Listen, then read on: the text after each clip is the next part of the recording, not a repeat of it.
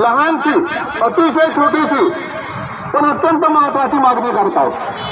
काय मागणी आहे आपली?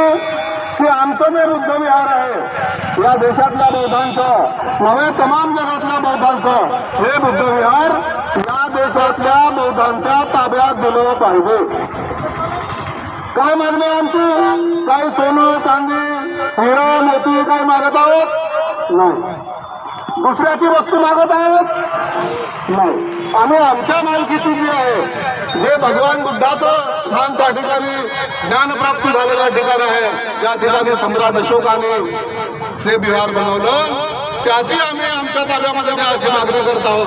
जगामध्ये असं दुसरं कोणतंही तुम्हाला उदाहरण सापडणार नाही की ते धार्मिक स्थळ जे आहे ते त्या धर्माला सोडून दुसऱ्या धर्माच्या लोकांच्या ताब्यामध्ये असेल.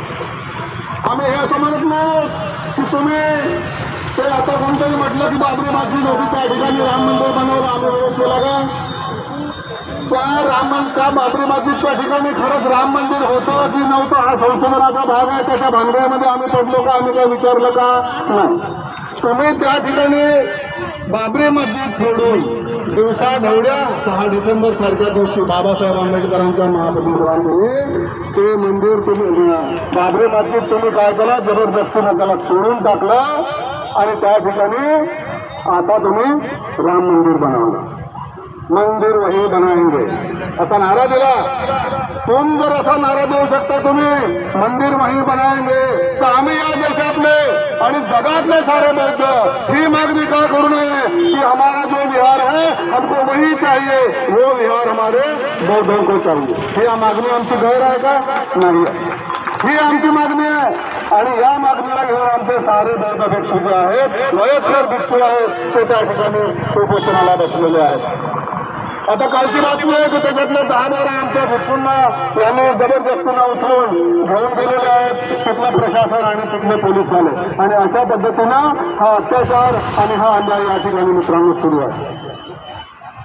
आपण या भारतामधले बौद्ध आहोत, आपण एकटे नाही आहोत. खरं म्हणजे या देशामध्ये बौद्धांचा जो क्रमांक आहे हा 3रा क्रमांकाचा आहे. तुम्ही जर लोकसंख्या बघितलं तर ख्रिश्चनानंतर आपण आहोत संपूर्ण जगामध्ये. आज या आंदोलनाच्या समर्थनार्थ भारतामध्ये अनेक ठिकाणी आंदोलन तर सुरू आहेत, परंतु अमेरिकेसारख्या देशामध्ये सुद्धा आता तिथल्या बौद्धांनी आंदोलन सुरू केलेलं आहे. इंग्लंडच्या बौद्धांनी आंदोलन सुरू केलेलं आहे.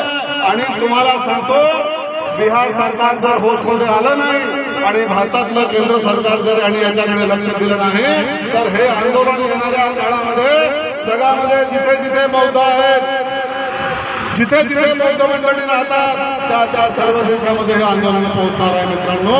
कारण बौद्ध धर्म हा असा आहे की हा फक्त भारत देशापुरता मर्यादित नाही आहे, अत्यंत मोठा धर्म आहे हा. मी तुम्हाला सांगतो, या ठिकाणी अत्यंत श्रद्धेनं आस्थेनं जिव्हाळ्यानं सगळ्या देशातले लोक बुद्ध वेळेला येतात. तुम्ही कधी जाऊन पहा, त्या ठिकाणी वेगवेगळ्या देशातले लोक येतात बुद्धाचं दर्शन घ्यायला, बुद्धाला वंदन करायला.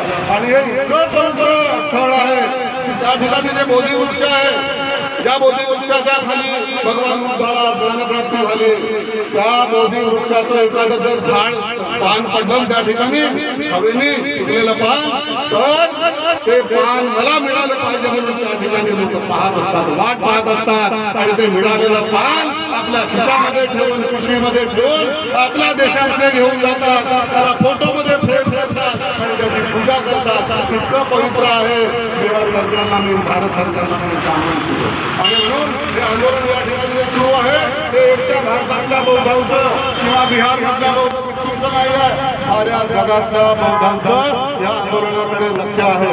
आणि आम्ही हे आंदोलन येणाऱ्या काळामध्ये साऱ्या जगामध्ये पोहोचेल अशा प्रकारची आम्हाला खात्री आहे. भारतातल्या सरकारने भारतामध्ये आता कोणतरी म्हणत होते की फक्त 0.07 बौद्ध आहेत आणि म्हणून हे आम्ही आंदोलन दडपून टाकू. या भ्रमामध्ये भारताच्या सरकारने आणि बिहारच्या सरकारने राहू नये. भारतातले बौद्ध हे एकटे नाही आहेत. भारतातल्या बौद्धांच्या चोखला आज संपूर्ण जगामधले बौद्ध आहेत.